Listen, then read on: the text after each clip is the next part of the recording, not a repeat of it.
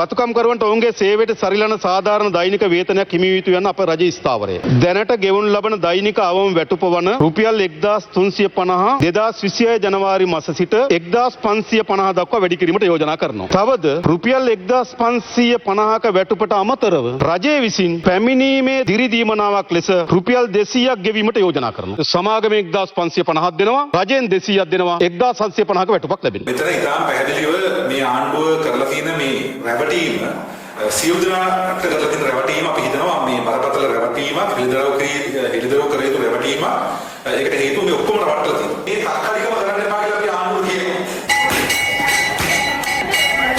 අලුත් ආණ්ඩුවත් වතුකම්කරුවෝ රවට්ටන්නට කටයුතු කරනවා. තමගේ ජන බලවේගේ පාර්ලිමේන්තු මන්ත්‍රීනි රෝහිණී කවිරත්න මහත්මිය අල්ලස් කොමිසමට ප්‍රසම්පාදන කොමිසමට මෙන්ම විගණක අධිපතිවරයාටත් ලිඛිතව පැමිණිලි කරමින් කියා සිටියේ වතුකම්කරුවන්ට රුපියල් 200ක් ලබා දීමට යන ක්‍රමවේදය වැරදි බවයි. අපි හරස් වුණා අපි උසාවි ගියයි කියලා ඕක නවත්තන්න යන්න එපා. රෝගිනී රෝගිනී රෝගිනී රෝගිනී රෝගිනී රෝගිනී රෝගිනී රෝගිනී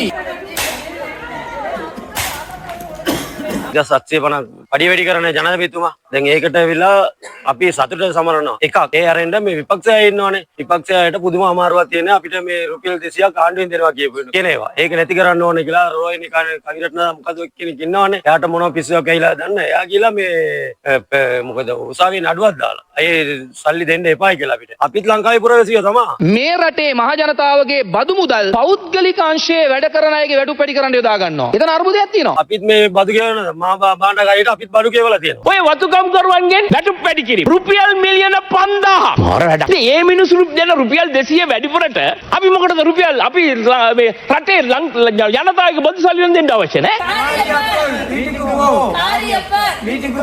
අපිට මේ පඩිය වැඩි කරලා දුන්නට ගොඩාක් ස්තුතියි ජනාධිපතිතුමාට.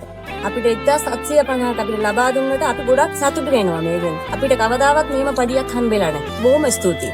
අද පඩි දවසක් අපිට බොහොම සන්තෝෂයි. අපි ළමයින්ට මේ අපේ ජනතාවට ඔක්කොටම බොහොම සන්තෝෂයි. මේකට අපි ඔක්කොම ස්තුති කරනවා. බොහොම ස්තුතියි මහත්තයා. ජනාධිපතිට ඔක්කොම ස්තුතියි. පඩි උච්චර කාලට සීම පාරකල යන්නේ නැතුව පඩි හම්බුනේ. 10 වෙනිදා අපිට පඩි හම්බුණා. ඒක බොහොම ස්තුතියි. කිව්වේ ඒකයි පොඩ්ඩක් ඉන්න කිරිබත් කන්න, කැවුම් කිරිබත් කන්න, රතින් ජපත්තු කරන්න නිසි කාලට කමු. වතු කම්කරුවෙකුගේ දිනක සම්පූර්ණ වැටුප රුපියල් 1750ක් දක්වා මේ වන විට ඉහළ නංවා තිබෙනවා. ජනාධිපති අනුර කුමාර දිසානායක මහතා ප්‍රමුඛ වත්මන් රජයගත් ප්‍රතිපත්තිමය තීන්දුවක් මත 2026 ජනවාරි මාසයේ සිට වතු සේවක වැටුප් ඉහළ නැංගුණා. වැටුපට සමගාමීව සේවක අර්ථසාධක අරමුදල් සහ සේවා නියුක්තිකයන්ගේ භාරකාර අරමුදල්ද ඉහළ යනවා. එසේම අතිකාල දීමනා මෙන්ම පාරිතෝෂිත දීමනාද නිවාඩු අසනීප නිවාඩු දිරිදීමනාද ඉහළ ගොස් තිබෙනවා. අපි වැඩි කරන්නේ ගොඩාක් ස්තුතියි. ජාත්‍ය ගොඩාක් වැඩි කරපඩි අපිට ගොඩාක් ස්තුතියි.